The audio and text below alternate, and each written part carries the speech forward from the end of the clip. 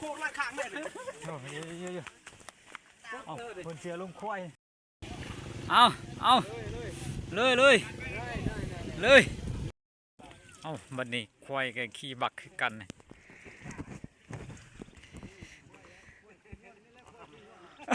ควายขี้ยนต์เยอะไป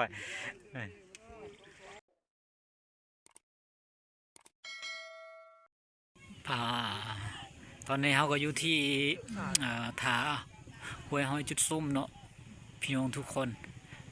นี่ยังทาเหือข้าเจ้าตอนนี้ข้าเจ้าก็กำลังมาแต่ให้แต่ส่วนเนี่ยบรรยากาศกับประมาณนี้พี่น้องเอ้ยในกำลังขึ้นเป็นซีบางเฮียงเด้อนี่ซีบางเฮียงเด้อแต่พอเฮากระทาบักที่ข้าเจ้า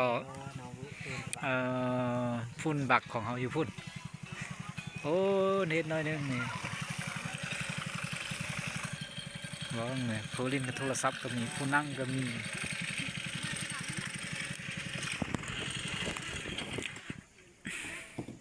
นี่ข้าเจ้าบัวข้าเจ้าแบกเข้าแบกน้ำขึ้นมาแต่ฟังแต่เซพุ่น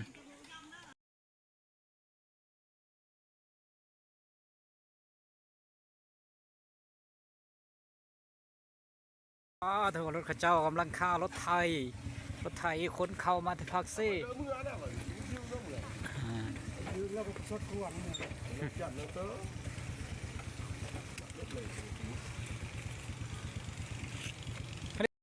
อยากทางอยู่วะโอ้รถพี่น้องเพิ่นมาแต่คนเข้า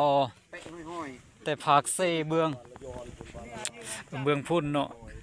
แต่ว่ารถเพิ่นคานี่พวกเขาก็ยังสีข้ามไปพุ่นแต่ว่ายังรถข้าเจ้าคาอยู่ก็เลยลงบ่ได้งานเดีเด้อโมเมนต์แค่อยู่ใกล้ชื่อเจ้าเนี่ยมาเลยเนี่ยไปเยี่ยชิบะเลยไปเลยเอาให้ไปเยี่ยเลยเอาเป็นทาบักเนาะทาบักจุดซุ่มทุนคำเตี่ยวกันจ่อเตี่ยวกันเลยมาโอ้เขากันรถข้าเจ้าสิคามคือกันแต่ว่ายังทาบักมาแต่ทางนี้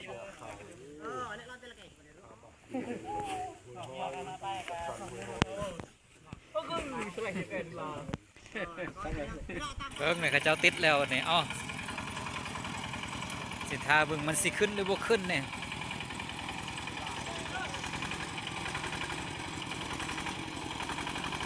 เช็ด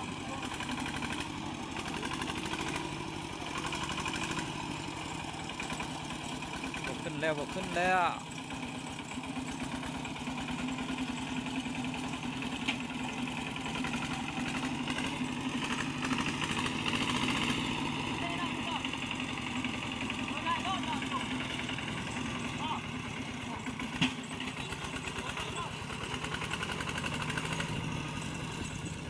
นี่ขึ้นแล้วบอลนี่เราจักเข้ากับสิลงคือกันแล้วก็เสียบไว้พุ่นแล้วพี่น้อง FC เอ้ยสิขามพักซี่คือกัน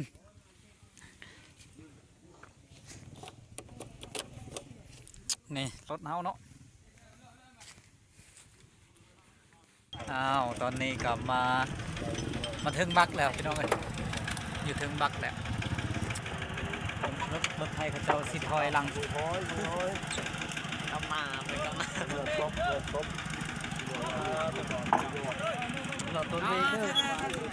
เอาเด้อรถต้นเบรกเด้อไปจะไปเด้อรถต้นเบรกก่อนว้าวรถไหนดีกว่ารถคา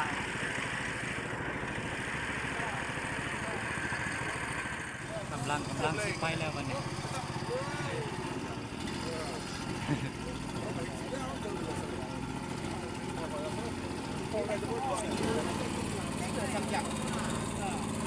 ไม่ได้เลยแม่สั่งยังเลยเพิ่มเลย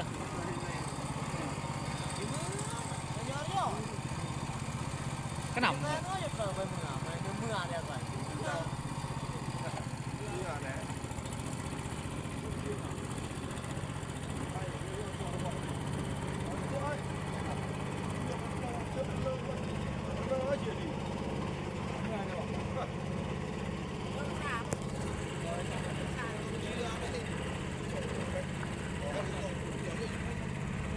ไปยังไงอ่ะปูนมามานี่พนาเพิ่นสิจ่ายเงินนี่เอ้ยเซ่ละเยาเอ้ยลุดๆเฮาละเยาเอ้ยโอ้รถจักรเนาะคันละเซนเนาะคันละเซนกีบสิครับพักคุณเนาะเซนกีบโอ้คักเฮ้ยว่าเงินหน้าเอาก็ลายสมควรได้นี่เลยเซ่ละเยาไอ้บาดคันอยู่ลุดอ้นเฮ้ยยี่หนูเซ่ละบาดคันอยู่ลุดอ้นเฮาเบีย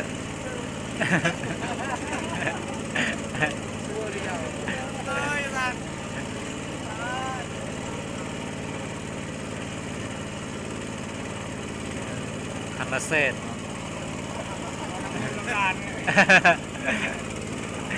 rồi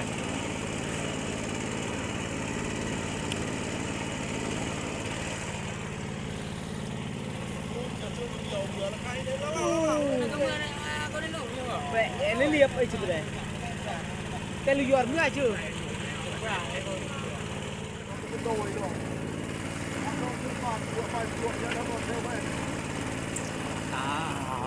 ละพี่น้อง FC ทุกคนใกล้จะมาฮอดตะฟังแล้ว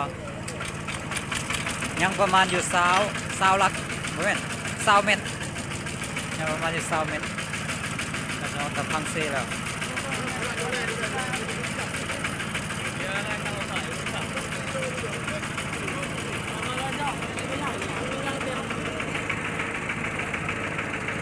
โอ้พระเจ้าถ้าข้ามทางนากันหลายคน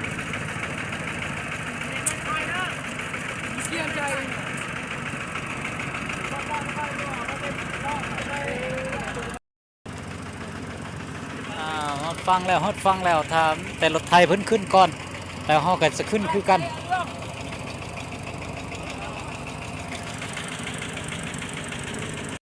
เข้าเลยบ่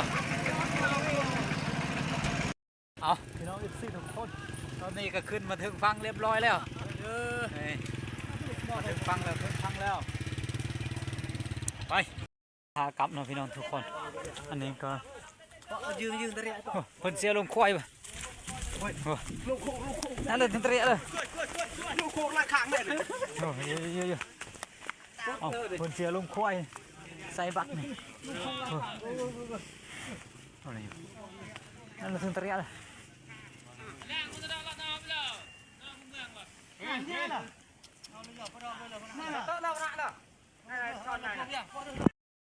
เอาบัดนี้ควายกับขี่บักคือกัน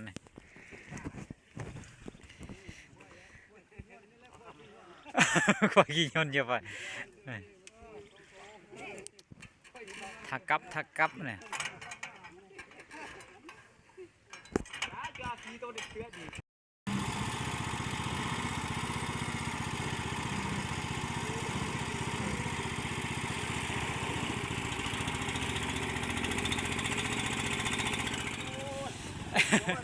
เลยบ่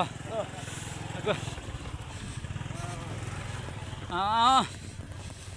อาเลยผู้พอเลยก็ว่ากลางเลยเมื่อยอยู่ขึ้นรถเถอะไอ้ลุงพล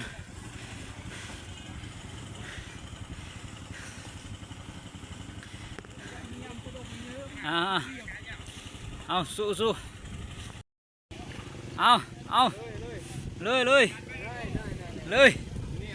เอาเลย